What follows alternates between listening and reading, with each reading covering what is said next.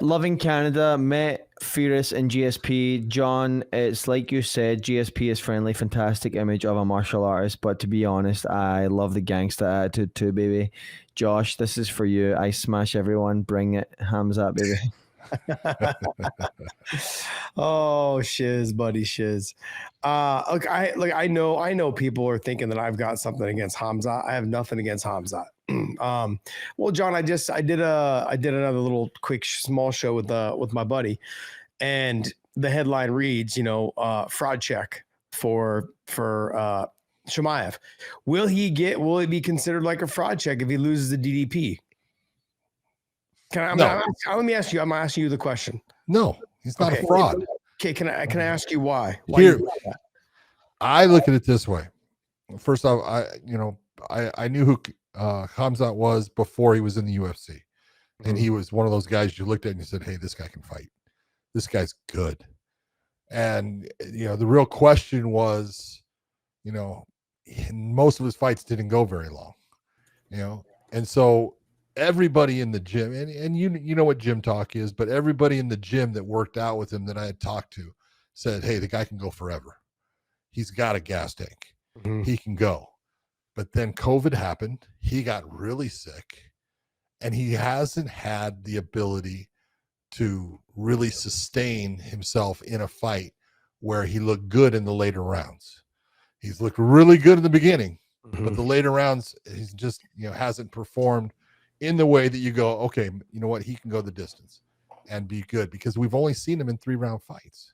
Yeah. That's the longest fight we've seen him in, and he wasn't doing well in the 3rd round. So you can sit there and say there is absolutely a question. Does he have something that is hindering him in being able to have the cardiovascular that he needs to fight a championship fight into 5 rounds? We're going to find out, because I don't think he's going to get rid of DDP fast. Dricus is very good. He's awkward. He's going to give Khamzat some problems. I think Khamzat's going to kind of control him and dominate him in the 1st round, but he's going to make it through it.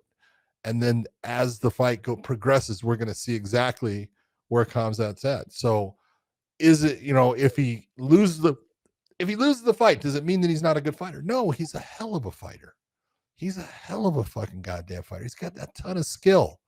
It's that every fighter, and sometimes you don't start out this way, sometimes it's something that happens that, makes it this way.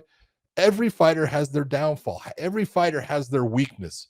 Randy, I say it all the time, Randy Couture was a guy, that I trained with quite often and stuff, but he was never that guy that was very fast.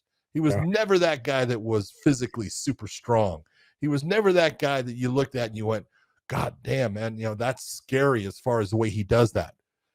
But mentally, he was gifted with the ability to say, I don't give in.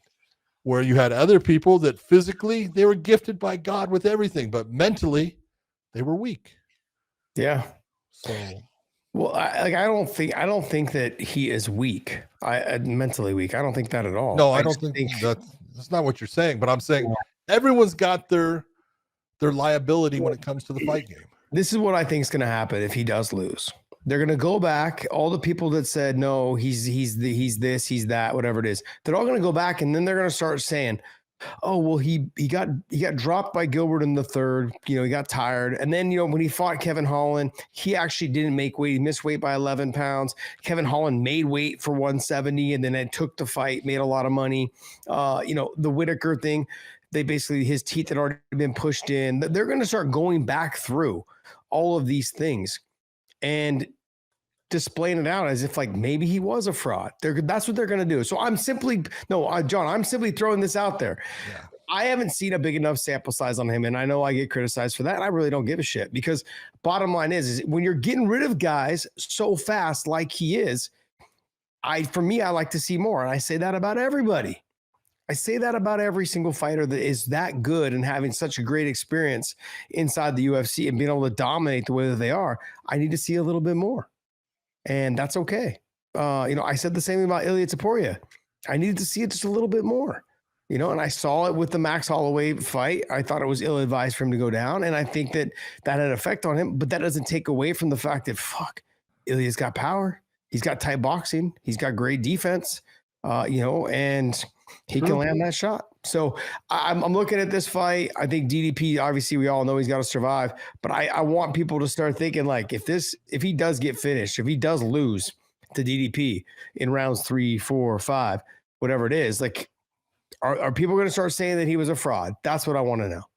That was my question. If someone is saying a guy who is at this time, what, 14-0, 15-0, somewhere in there, if that's a fraud with wins over guys like Kamaru Usman, Gilbert Burns, and Robert Whitaker, you can sit there and say whatever you want about Whitaker's teeth. He freaking submitted him. He got him to freaking tap. Okay. I forgot about Usman. They're going to say the same thing about Usman. Like, oh, he took the fight on a couple days' notice and he actually won the 3rd round. Like, they're going to talk like that. That's what I'm saying. Like, these things are going to start to come up after the fact. Hindsight's 50-50. People are going to talk that way. Yeah.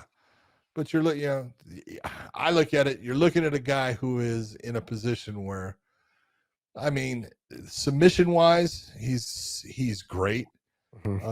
He's had all kinds of submission, 5 first-round submissions, I want to say he's had.